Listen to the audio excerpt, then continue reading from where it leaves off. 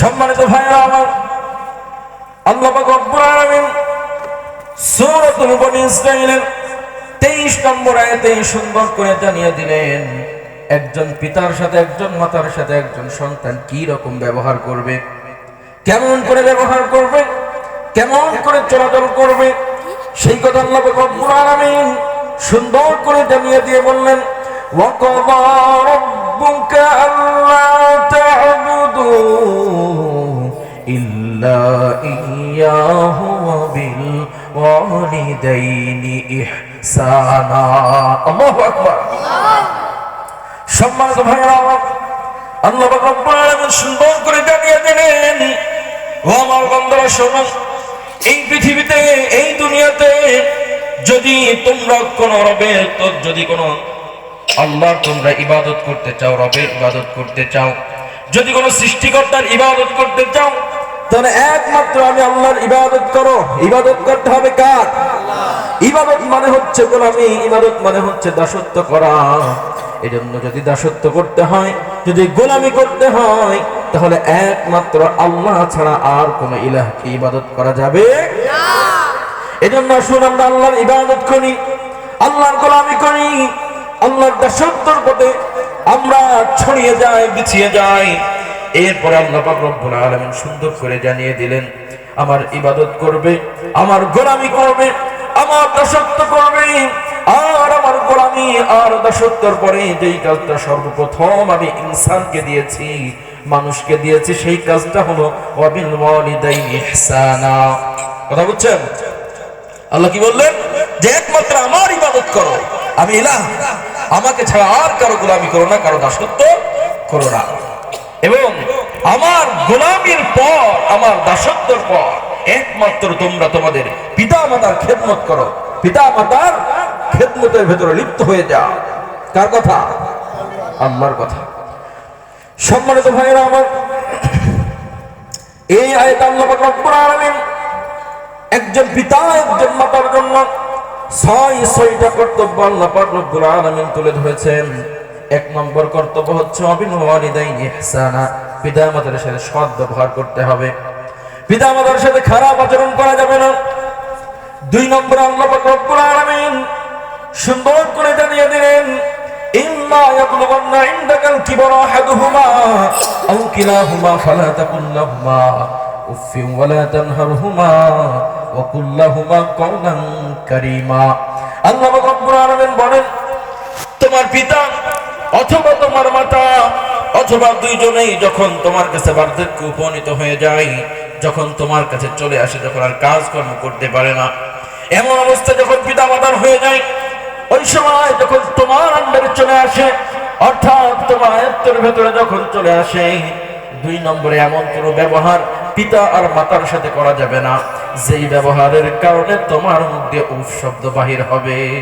অর্থাৎ ব্যাখ্যা দিলে বুঝবেন, পিতা মাতার সাথে এমন কোন ব্যবহার, এমন কোন আচরণ করা যাবে না যে আচরণের দ্বারায় পিতা আর মাতা এমন কোন কাজ করবে, সেই কাজটা করার সময় আপনি বলবেন, উফ বাবা এটা কেন করলে? এই যে উফ, এই শব্দটা যেন বাহির না হয়।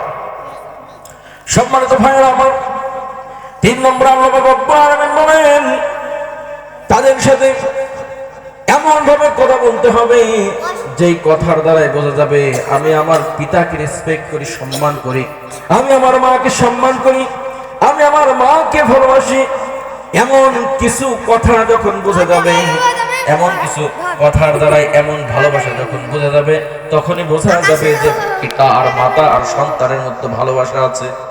আল্লাহ বলছেন যে এমন ভাবে তোমার পিতা মাতার সাথে কথা বলো যে কথা বলার কারণে তোমার পিতা মাতা সম্মান পায় তোমার কাছ থেকে। তবে তিন নম্বরে কি?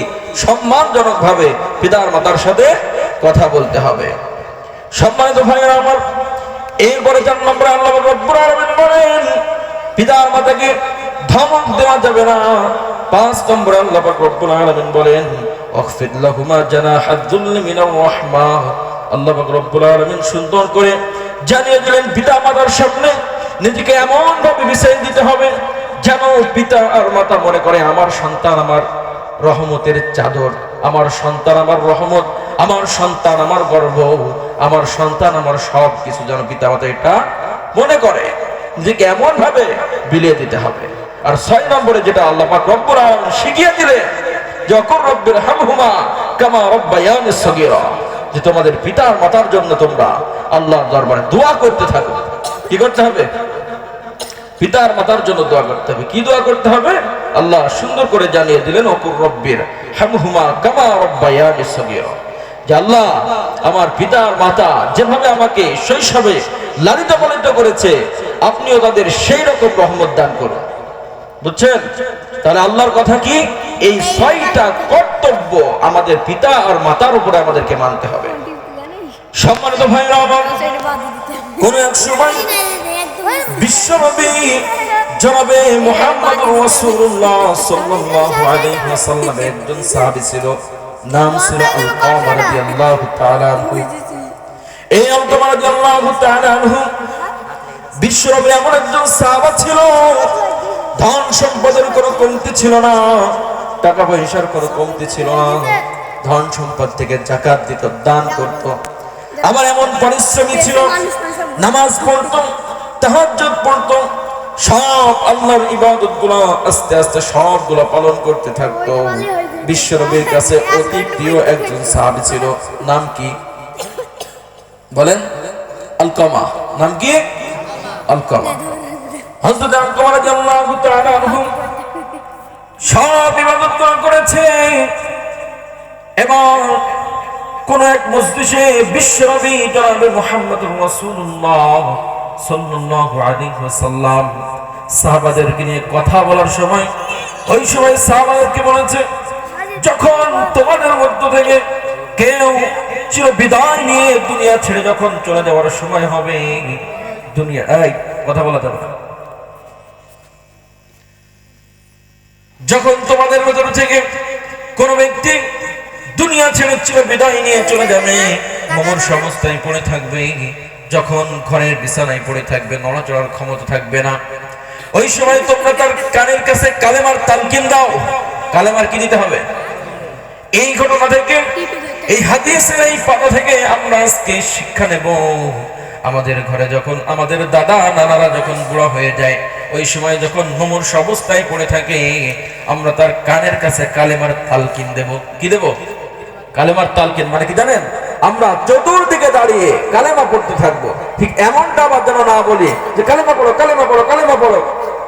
অনেকে আছে আমাদের দাদি নানিরা, অনেকে আমি শুনেছি, বলতে দেখেছি যে মানুষ মারা যাচ্ছে, সারের যন্ত্রণা সে পড়ে আছে, তার কানের গোড়ায় গিয়ে বলছে কালেমা পড়ো, কালেমা পড়ো, কালেমা পড়ো। এটা করা যাবে না। বিশ্বনবীর কথা তার কানের গোড়ায় দিয়ে আপনি নিজে কালেমা পড়বে। আপনারটা শুনে শুনে তার যদি ঈমান থাকে, তার যদি ঈমান শক্ত থাকে, সে যদি মুসলিম হয়, তাহলে অবশ্যই তার জিহ্বাটা নড়ে নড়ে চিৎকার করে নাই, মনে মনে হলেও পড়বে লা ইলাহা ইল্লাল্লাহু মুহাম্মাদুর রাসূলুল্লাহ। এই কথা তার মুখ দিয়ে বাহির হয়ে যাবে। সম্মানিত উপস্থিতি,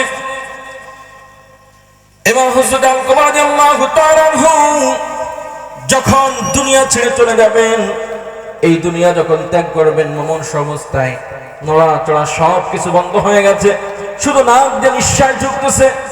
এমন তো অবস্থায় আলকামা রাদিয়াল্লাহু তাআলা আনহু কানের কাছে চতুর্দিকে বিশ্বনবীর সাহাবারা দাঁড়িয়ে দাঁড়িয়ে কালেমার তালকিন দিচ্ছেন। কালেমার তালকিন দিয়ে যাচ্ছে, 3 দিন হয়ে যাচ্ছে, কিন্তু আলকামা রাদিয়াল্লাহু তাআলা আনহুর মুখ দিয়ে কালেমা বাহির হয় না। আল্লাহু আকবার। কোনোভাবেই কালেমা বাহির হয় না। আলকামা রাদিয়াল্লাহু তাআলা আনহুর স্ত্রী দৌড়াতে দৌড়াতে বিশ্বনবীর কাছে চলে গেল। বিশ্বনবীকে বলল, ইয়া রাসূলুল্লাহ, ইয়া হাবিবাল্লাহ, আপনার সাহাবী আলকামা রাদিয়াল্লাহু তাআলা আনহু মুমূর্ষ অবস্থায় পড়ে আছে, দুনিয়া ছেড়ে চলে যাবে, আমাদেরকে ছেড়ে চলে যাবে। অথচ এত ভালো সাহাবা হওয়ার পরেও তার মুখ দিয়ে কালিমা বাহির হয় না, মুখ দিয়ে কালিমা বাহির হচ্ছে না। কিন্তু তিনি আল্লাহর সাহাবী, আল্লাহ নবীর সাহাবী, ভালো সাহাবী, তো যেন তেন সাহাবী না হয়। হাদিসের ভেতরে বহু জায়গায় এই সাহাবীর নাম আসছে। চিন্তায় পড়ে গেছে, কি ব্যাপার? বিশ্বনবী ডাক দিয়ে বলেন, ও আলকামার স্ত্রী, আলকামার বাবা কি বেঁচে আছে? আলকামার পিতা কি বেঁচে আছে?